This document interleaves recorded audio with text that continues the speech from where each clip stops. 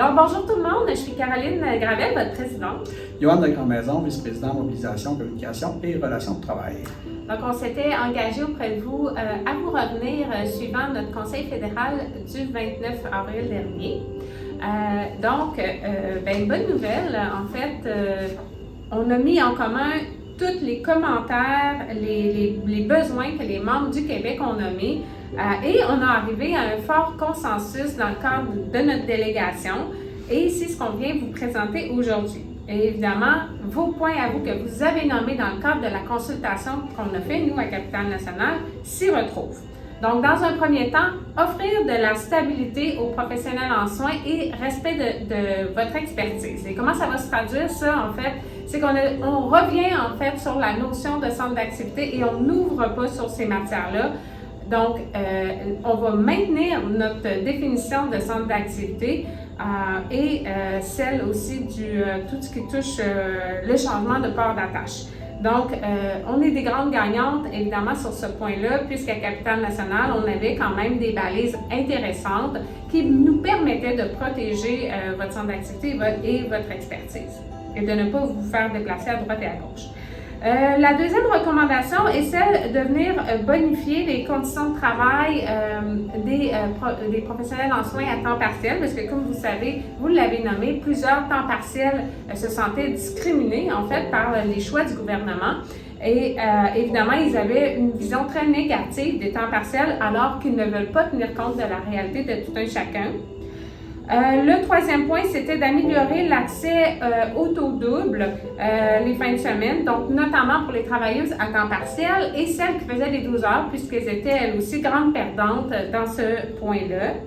Rectifier la perte monétaire associée à la suppression du 3,5 %. Alors, ils vont essayer de trouver une voie de passage pour aller récupérer ce 3,5 %-là. Et finalement, reconnaître les rôles et l'importance des infirmières auxiliaires et des inhalothérapeutes en s'assurant que pour les infirmières auxiliaires, les deux premiers échelons et pour l'inhalothérapeute, le premier échelon salarial, soient toujours supérieurs aux préposés aux bénéficiaires.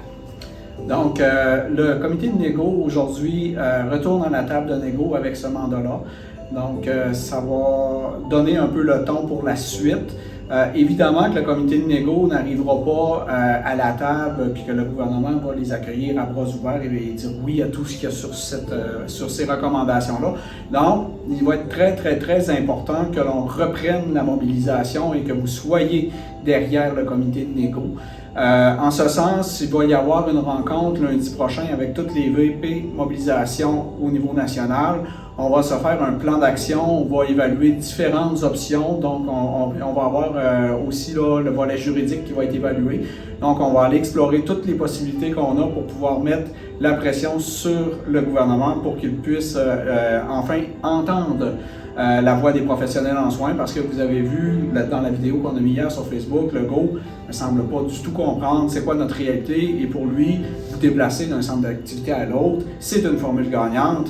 Et il appelle ça du courage, nous on appelle ça du mépris, parce que le courage, quand tu le fais sur le dos des autres, c'est une autre histoire. Donc sur ça, nous, on va vous revenir avec justement ce plan de mobilisation-là. On va le passer en Conseil fédéral le 13-14 parce qu'il doit être adopté par la délégation. Et ensuite, on va vous revenir avec ça. Entre-temps, comme vous le savez, on est le 1er mai aujourd'hui, donc c'est le mois des professionnels en soins qui commence. Donc, comme à chaque année, il va y avoir des tournées sur les départements. On va faire la distribution d'un objet promotionnel de l'AFIC. En fait, c'est une petite trousse, je garde le mystère, je ne dirais pas qu'est-ce qu'il y a dedans. Ça fait du bruit. Donc, on va aller vous voir sur les départements pour en faire la distribution. Mais ce qu'on aimerait avant tout aussi, c'est que vous nous invitiez. Vous savez, l'année passée, on avait fait l'expérience d'aller dîner avec vous. Vous aviez réservé des locaux. Vous aviez réuni les équipes sur les heures de repas. Et nous, on allait vous voir, puis on discutait, on échangeait avec vous. Cette année, on veut reproduire cette formule-là, mais sans fournir le repas parce que vous nous avez demandé d'être économe, vous nous avez demandé de bien gérer les finances pour qu'à la fin de l'exercice des moyens de pression, qu'on puisse vous redonner de l'argent le plus possible. Donc, on vous invite quand même à nous inviter sur vos heures de dîner, vos heures de souper, voire la nuit. On va aller vous porter les fameux objets promotionnels, mais surtout, on veut vous entendre sur qu'est-ce que vous entendez pour la suite, comment vous voyez les choses et jusqu'où vous êtes prêt à aller au niveau des moyens de pression et surtout, si vous avez des idées de moyens de pression spécifiques dans vos centres d'activité, on serait très intéressé à les entendre. Donc, on va faire une publication Facebook, là, puis on va mettre l'adresse dans le bas pour nous écrire, là, c'est ficspscn.cn. On va vous écrire l'adresse, puis vous nous inviterez, là, on va prendre les réservations, puis on va vous contacter là, pour qu'on puisse chapeauter le tout. Donc, on se souhaite le meilleur. Évidemment. Et on vous dit à la prochaine.